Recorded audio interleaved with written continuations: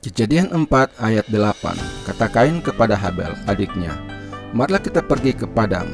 Ketika mereka ada di padang, tiba-tiba Kain memukul Habel adiknya itu lalu membunuh dia. Kain membunuh Habel. Namun sebelum lanjut, mari kita bangun channel ini dengan tekan tombol like, subscribe, dan lonceng notifikasi agar admin makin semangat dalam mengupload video-video terbaru. Di sini kita mendapati kelanjutan dari amarah Kain dan berujung pada pembunuhan Habel yang dapat dipandang dengan dua cara. Pertama, sebagai dosa Kain, dan sungguh dosa itu merah seperti kermisi, dan Kain kesumbah, dosa kelas kakap, dosa melawan terang dan hukum alam, yang bahkan membuat ngeri hati nurani orang jahat. Lihatlah di dalamnya. 1. Dampak-dampak yang menyedihkan dari masuknya dosa ke dalam dunia dan ke dalam hati manusia. Lihatlah betapa sifat yang rusak itu merupakan akar kepahitan yang menghasilkan racun dan ipu ini. Dimakannya buah terlarang oleh Adam tampak hanya sebagai dosa kecil, tetapi dosa itu membuka pintu bagi dosa yang paling besar. 2. Buah permusuhan yang ada di dalam keturunan ular melawan keturunan perempuan, seperti halnya Habel memimpin pasukan para martir yang mulia. Demikian pula Kain berdiri di depan pasukan para penganiaya yang memalukan.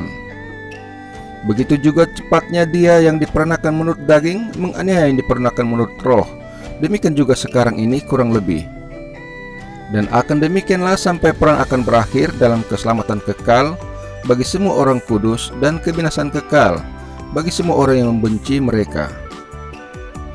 3. Lihatlah juga apa yang dihasilkan dari iri hati, kebencian, kekejian, dan segala perbuatan yang tak mengenal belas kasihan. Jika semua itu dimanjakan dan dituruti di dalam jiwa, maka akan ada bahaya bahwa itu akan melibatkan manusia dalam perbuatan membunuh yang jelas-jelas salah dan mengerikan. Lekas marah berarti membunuh di dalam hati, jauh terlebih lagi kebencian. Siapa yang membenci saudaranya sudah menjadi pembunuh di hadapan Allah. Dan jika Allah membiarkan dia sendirian begitu saja, maka tidak ada yang diinginkannya lagi selain kesempatan untuk menjadi pembunuh di hadapan dunia. Banyak hal yang memperberat dosa Kain. 1. Saudara Lanyala, saudaranya sendiri yang dibunuhnya, anak ibunya sendiri yang seharusnya dikasihinya, adiknya yang seharusnya dilindunginya. 2. Ia seorang adik yang baik, adik yang tidak pernah berbuat salah terhadapnya atau membuatnya marah melalui perkataan atau perbuatan. Sebaliknya, keinginan adiknya itu selalu tertuju padanya, dan yang seperti sudah-sudah dalam segala hal patuh dan hormat terhadapnya. 3. Ia sudah diperingatkan dengan baik sebelumnya akan dosa ini.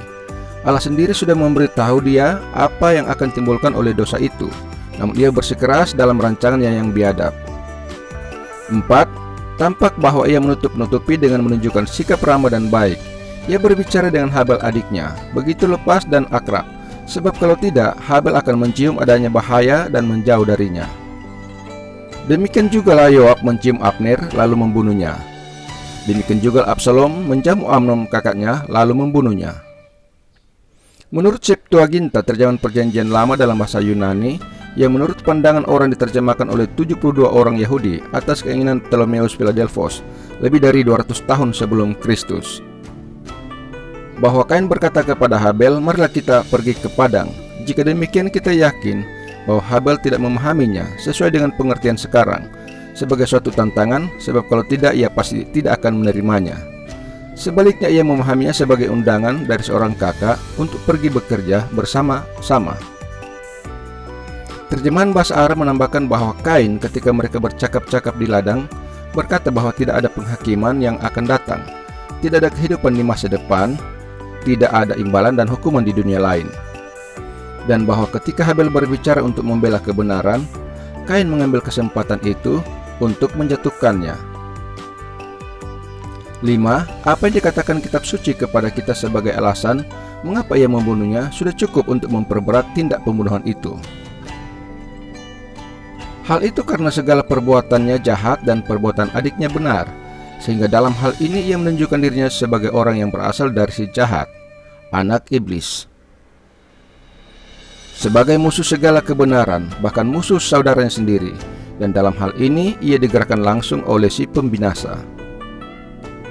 6. Dalam membunuh saudaranya, ia langsung menghantam Allah sendiri, sebab tindakan Allah yang menerima Habel adalah apa yang dianggap memancing amarahnya, dan persis untuk alasan inilah ia membenci Habel, yaitu karena Allah mengasihinya. 7. Pembunuhan terhadap Habel itu lebih tidak manusiawi lagi karena pada waktu itu ada begitu sedikit manusia yang mengisi dunia. Hidup manusia berharga kapan saja, tetapi secara khusus berharga pada waktu itu, dan kejahatan seharusnya dapat dicegah. Kedua, sebagai penderitaan Habel, maut berkuasa sejak Adam berdosa, tetapi kita tidak membaca tentang siapapun yang menjadi tawanannya sampai kisah ini dan sekarang. 1. Yang pertama mati adalah seorang kudus, seorang yang diterima dan dikasihi Allah, untuk menunjukkan bahwa walaupun keturunan yang dijanjikan akan menghancurkan dia yang berkuasa atas maut, untuk menyelamatkan orang-orang percaya dari sengatnya, namun tetap saja mereka harus dihadapkan pada hantamannya. Yang pertama masuk ke kubur, masuk ke sorga. Allah ingin menyimpan bagi dirinya buah-buah yang pertama dari antara orang mati, yang pertama kali membuka rahim menuju dunia lain. Biarlah hal ini melenyapkan kengerian maut, bahwa sejak semula maut merupakan bagian dari umat pilihan Allah yang mengubah sifat maut itu. 2. Bahkan yang pertama mati adalah seorang martir dan mati bagi agamanya, dan untuk orang-orang seperti itulah daripada untuk para prajurit. Lebih benar jika dikatakan bahwa mereka mati dalam kehormatan. Kematian Habel bukan saja tidak mengandung kutuk, melainkan juga ada mahkota di dalamnya. Begitu baik dan mengagumkannya sifat maut diubah, sehingga maut bukan saja dianggap tidak bersalah dan tidak menyakitkan bagi orang-orang yang mati di dalam Kristus, tetapi juga terhormat dan mulia bagi orang-orang yang mati dalam Dia. Janganlah kita menganggap aneh pencobaan yang membakar kita, atau mundur jika kita dipanggil untuk bertahan sampai titik darah penghabisan. Sebab kita tahu ada mahkota kehidupan bagi semua orang yang setia sampai mati. Terima kasih sudah menonton channel ini. Tuhan Yesus memberkati kita semua. Amin.